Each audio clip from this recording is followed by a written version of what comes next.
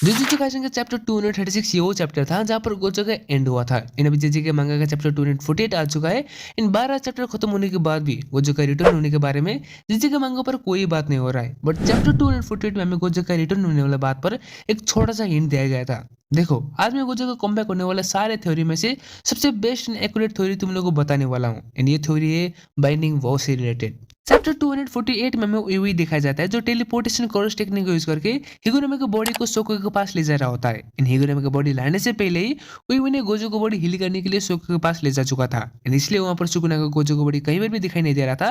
And chapter के एक panel में सुकुना ओवर कॉन्फिडेंटली ये बोलता है कि सोको गोजो को हील नहीं कर सकता है क्योंकि रिवर्स कोरस टेक्निक दूसरे लोगों पर उतना इफेक्टिवली काम नहीं करेगा जितना खुद के ऊपर काम करता है। एंड शायद सुकुना ने यहाँ पर एक गलती कर दी ओवर कॉन्फिडेंट होकर। जैसे कि एनिमे में जो कोई भी ओवर कॉन्फिडेंट होता है वो हमेशा पिट जाता है। एग्जांपल खुद गोजो को ले सकते हो या फिर तोजी को ले सकते हो। वेल सुकुना ने साफ साफ बोल दिया था कि गोजो हिल नहीं हो सकता है। बट शायद सुकुना वो पॉइंट पर ये बात को भूल गया कि सोको बाइंडिंग वो को भी यूज कर सकता है गोजो को रिवाइव करने के लिए। अब जिन लोगों को बाइंडिंग वो के बारे में थोड़ा बहुत नॉलेज है उन लोगों को ये थ्योरी सेंस में आ चुका होगा कि कैसे सोको गोजो को रिवाइव कर सकता है बाइंडिंग वो को यूज करके। अब जिन लोगों को बाइंडिंग वो के बारे में उतना नॉलेज नहीं है तो वो लोग ध्यान देकर सुनना। देखो बाइंडिंग वो जुजुत्सु काइसेन में एक तरीके का एग्रीमेंट बोल सकते हो जो दो लोगों के बीच में या फिर खुद के साथ भी किया जा सकता है। एंड बाइंडिंग वो यूज करके तुम्हें बहुत एडवांटेज एंड डिसएडवांटेज हो सकता है। एनिमे में एक बार सुकुना ने इटाडोरी ने बाइंडिंग वो को भी किया था जहाँ पर सुकुना ने ये प्रॉमिस किया था इटाडोरी को कि वो इटाडोरी का हार्ट को ठीक कर देगा अगर वो सुकुना के दो कंडीशन को फुलफिल करता है तो। इन वो कंडीशन था कि जब सुकुना इंचेन बोलता है तब इटाडोरी को अपनी बॉडी सुकुना के कंट्रोल में देना होगा। एंड सेकंड कंडीशन ये था कि ये सारे बाइंडिंग वो इटाडोरी भूल जाएगा। इन सीजन में हमने देखा भी है कि कैसे बाइंडिंग वो को यूज करके मरा हुआ इटाडोरी भी जिंदा हो गया था। वेल एनिमे इन मांगा में अभी तक बाइंडिंग वो सिर्फ जिंदा लोगों के साथ किया गया है।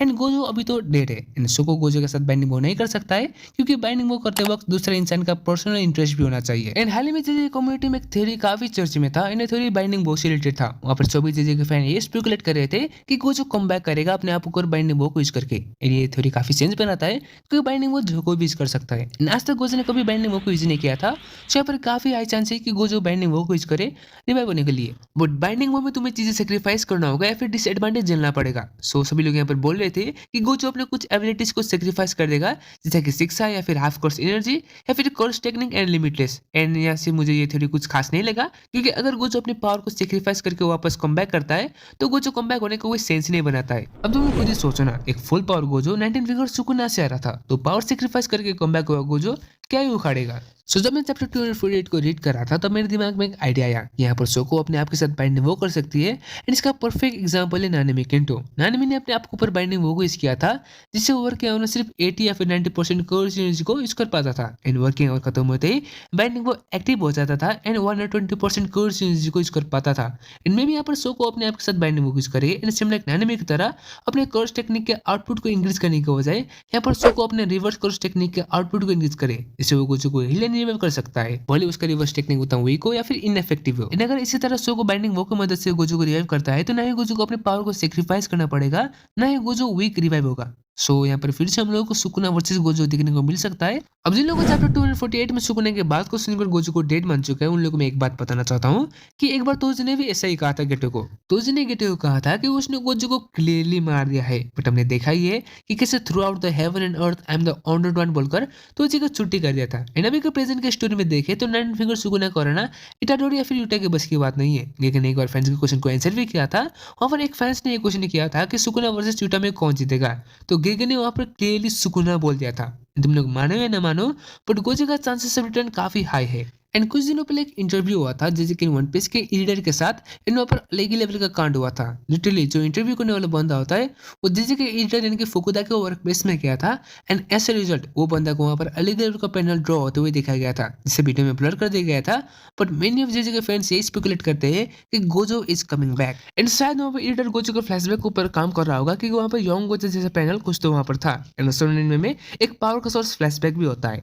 खैर ये था मेरा पर्सनल थ्योरी। एंड ये थ्योरी सोचने का चांस उतना ही है जितना रॉन्ग होने का। एंड गोजो कम बैक होने वाला थ्योरी में से मुझे वाला थ्योरी सबसे ज्यादा सेंस बनाता है। एंड शायद तुम लोगों ने बड़े बड़े यूट्यूबर से सुना होगा वो रिवर्स कोर्स टेक्निक थ्योरी के बारे में पर वो पूरा बकवास है क्योंकि अगर गोजो कम बैक खुद अपने रिवर्स कोर्स टेक्निक से करता है तो क्या वो नंगा होगा?